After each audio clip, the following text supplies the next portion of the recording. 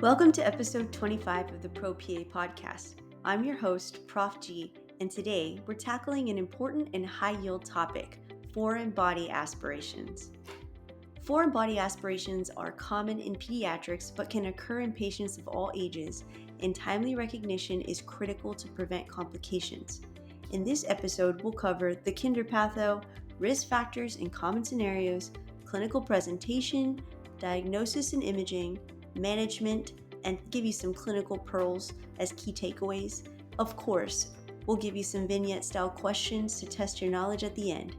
Let's dive in. First, let's look at the kinder patho.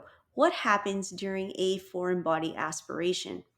A foreign body aspiration occurs when a solid object, whether it be food, small toys, or coins, enters the respiratory tract, most commonly lodging in the bronchi. In adults, this often occurs after eating or drinking, especially with impaired swallowing. In children, it's frequently due to inhalation of small objects while playing or eating. So, what happens when we get a foreign body in the wrong spot? Well, the right bronchus is the most common site of obstruction because of its anatomy. It is straighter, wider, and shorter than the left bronchus, which makes it the path of least resistance. The foreign body can partially or completely obstruct the airway, leading to air trapping in the distal airways, atelectasis or collapse in the distal lung segments, and inflammation and infection over time if not removed. Now, what are some of the risk factors in common scenarios? So first, let's look at pediatrics. Pediatrics is by far the category that we see this most often in, and children aged 1 to 3 are at most risk due to, number one, exploration of their new environment with their mouth. As we know, kiddos, especially the young ones, put everything in their mouth, and that's how they explore the world. Also, underdeveloped chewing and swallowing mechanisms. They might not have all their teeth, or they might not be very good at chewing their food well. So we have a higher risk of them aspirating bits of food or toys or things like that.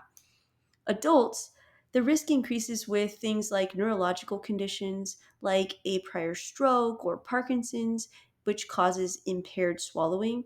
We might also see an increased risk in those with an alcohol intoxication or sedation. And I think this is why, in most cases, when we are going to go for surgery or procedure or anything like that, they ask you when the last time you ate or drank was.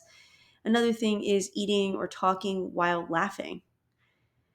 Common aspirated objects, everyone wants to know this. So, kids, the most common things we see are nuts, seeds, small toys, coins, and pieces of food. Adults, we see food like meat, bones, dental appliances, and pills. So, how do these patients typically present? Well, the acute presentation of a foreign body aspiration is the classic triad. Remember, most classic triads from the textbook are pretty rare in real life, but the classic triad is cough, wheezing, and diminished breath sounds, usually unilateral. Other symptoms can include a sudden onset of choking or coughing, stridor or hoarseness if it's lodged in the upper airway, or cyanosis or respiratory distress in severe cases. Now, if we have a foreign body aspiration, but we have a delayed presentation, meaning that they did not come in right away, it's been there for a while, this can occur if the foreign body remains undiagnosed. And symptoms can include chronic cough or wheezing, recurrent pneumonia in the same lobe, or a foul smelling sputum, which is suggestive of an infection. Key exam clues are going to be unilateral wheezing or diminished breath sounds, and stridor in cases of laryngeal or tracheal obstruction. So, how do we make the diagnosis? Well, imaging is really crucial. But first off, the initial assessment, a history of choking or a witnessed aspiration is going to be our key indicator, right? Someone's going to say, my kiddo's choking on a piece of candy or on their hot dog or something of that nature. And then imaging studies come next. So, chest x ray. We often get a chest x ray, or we always get a chest x ray for a foreign body aspiration. However, it is often normal. And that is because with radiolucent objects, we will not see the foreign body on a chest x ray. These are things like nuts or plastic, they just don't show up. So in this case, we are going to have to look for secondary signs like a unilateral hyperinflation, which would suggest air trapping.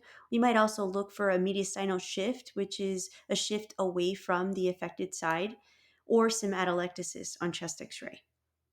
We can also consider getting specialized x-ray positioning, so we can do an inspiratory and an expiratory view, and that might reveal the same thing, an air trapping. We might also consider getting a CT scan, which is more sensitive for detecting a radiolucent object and for detecting complications. So, the definitive diagnosis is going to be made by bronchoscopy. This is both diagnostic and therapeutic. And a flexible bronchoscopy is often used first in stable patients, while a rigid bronchoscopy is preferred for definitive removal and what is used in children in emergent treatment. So, management, emergent treatment. If the patient is choking, this is different from just a plain old foreign body aspiration. This is usually when the foreign body is completely blocking off that airway. And if the patient is choking, we need to do the back blows and chest thrusts in infants, a Heimlich maneuver in adults and older children, and then consider CPR if the patient is unresponsive. For definitive removal, we need to again do bronchoscopy. So, first off, rigid bronchoscopy is the gold standard for foreign body removal. However, we can consider using a flexible bronchoscopy in stable cases for diagnosis or for smaller objects.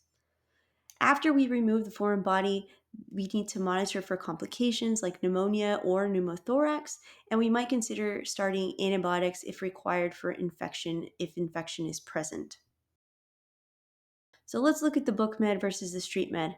So book med is going to tell us the textbooks emphasize a classic triad of cough, wheezing, and diminished breath sounds for diagnosis. They also recommend radiographic imaging in nearly all suspected cases. Now, the street med, in real life, the triad is rarely present at like all three of those symptoms. Many cases present with these non-specific symptoms like a chronic cough or recurrent pneumonia, and imaging may miss radiolucent objects, so clinical suspicion and bronchoscopy are crucial. The Heimlich maneuver is taught as a first step in choking for adults, but real world cases often require prompt bronchoscopy if initial efforts fail. And we're talking about life or death here. Now, some quick clinical pearls to wrap this up. We are going to think about right-sided bronchus as the most common site for foreign body aspiration due to the anatomy. Number two, a normal chest x-ray does not rule out a foreign body, especially if the object is radiolucent. Number three, in cases of unilateral wheezing and recurrent pneumonia, always consider a retained foreign body. Number four, rigid bronchoscopy is the gold standard for removing in pediatric patients and unstable adults. And number five, early diagnosis and intervention can prevent complications like infection, pneumothorax, and bronchiectasis. All right, now that we've covered all of that, let's test our knowledge. So we have question one, a 2-year-old boy who was brought to the ER by his mother who witnessed him suddenly choke while eating peanuts. On exam, he has unilateral wheezing and diminished breath sounds on the right side. Chest x-ray shows hyperinflation on the right lung. What is the next best step? Is it A, administer albuterol for wheezing? B, perform rigid bronchoscopy? C, start antibiotics for suspected infection? Or D, obtain a CT scan for further evaluation? I'll give you a few seconds. If you said B, perform a rigid bronchoscopy, you are correct. Rigid bronchoscopy is both diagnostic and therapeutic for foreign body aspirations, especially in young children with airway obstruction. Now, question two, we have a 55-year-old man who presents with recurrent pneumonia in the right middle lobe. He has a history of choking on food a few months ago, but he did not seek care. X-ray shows right middle lobe consolidation. What is the most appropriate next step? Is it A, prescribe antibiotics and repeat imaging in 6 weeks? B, perform flexible bronchoscopy? C, order a barium swallow study? D, discharge with reassurance? I'll give you a few seconds. The answer is B, perform a flexible bronchoscopy. In cases of delayed presentation with recurrent pneumonia, bronchoscopy is necessary to evaluate for a retained foreign body. One last thing that I wanted to share before we go is the importance of differentiating a aspirated foreign body versus a foreign body in the GI tract. They can both be significant, but in foreign body in the airway tends to be much more significant than one in the GI tract, unless it is something caustic like a button battery or something sharp that can perforate the gut. So make sure that you do differentiate where exactly the foreign body is located and then take it from there. All right, I want to thank you for tuning into episode 25 of the ProPA podcast. I hope this episode provided you with practical insights on recognizing and managing this critical condition, especially in pediatric and emergency settings. Stay tuned for the next ideal topic in the ProPA podcast, and don't forget to hit follow and turn on notifications so you never miss an update. And as always, this is the ProPA podcast, where future pros in medicine are made. I'll catch you soon.